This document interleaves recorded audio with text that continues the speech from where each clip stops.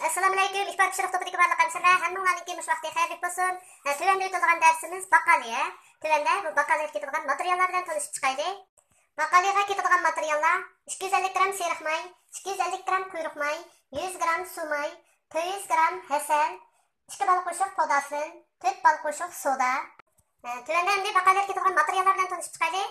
Bunga ketadigan materiallar 250 gram quyruq may, 250 gram seriq may, 100 gram suv may, 400 gram asal, 2 bal qo'shiq podasin, 4 bal qo'shiq soda, 700 gram shakar, 15 dona tuxum, 500 gram süt, 250 gram yanaq, 1 kilo un.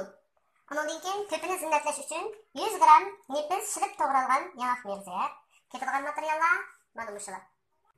Endi buni ishlash bosqichiga kelsak, biz avval quyruq may, seriq may, suv may, 4 bal qo'shiq soda qatorliqlarni bu xildagi ko'ptirish apparatida undan ko'ptirib olamiz.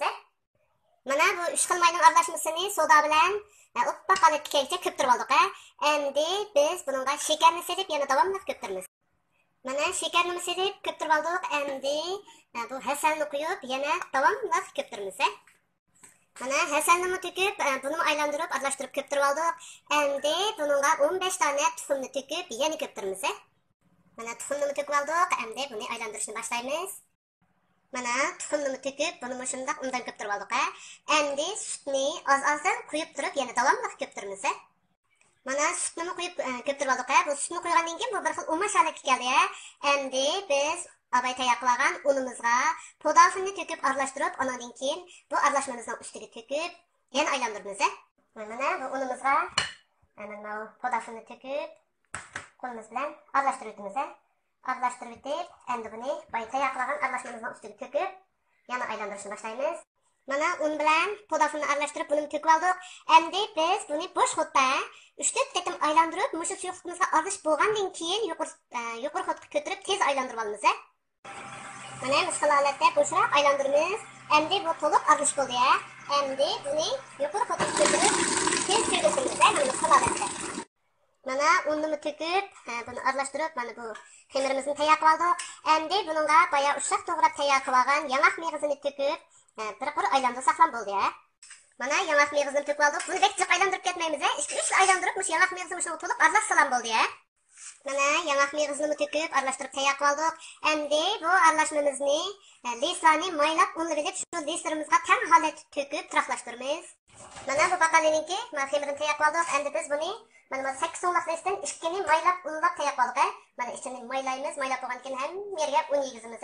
Ondan keyin mana bu patnis cho'nqidagi mana ma'qul lisimizni buni maylab unlab oldik.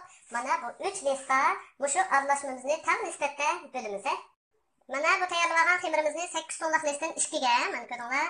Ondan keyin bu patnis cho'nqidagi lisdan 1 ga turaqlashtirib oldik. Endi biz buni emberga yenib urib bir qort tashlab olgandan keyin buni bek uzoq turmaymiz. Uzoq tursak, mana ichidagi yanaq eg'ir bo'lganligi uchun cho'kib bu ham yanaq tekib oldi. Bu shu qilibqa xemirni turaqlashtirgandan keyin harakatni bek tez qilamiz.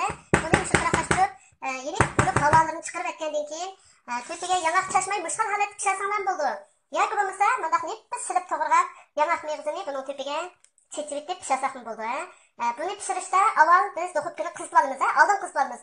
Buniki gradusini men uyiningki cho'ng duxovkada odatda tegini 190, ko'pini 170 gradusda 45 minutdan 50 minutgacha pishirib olma.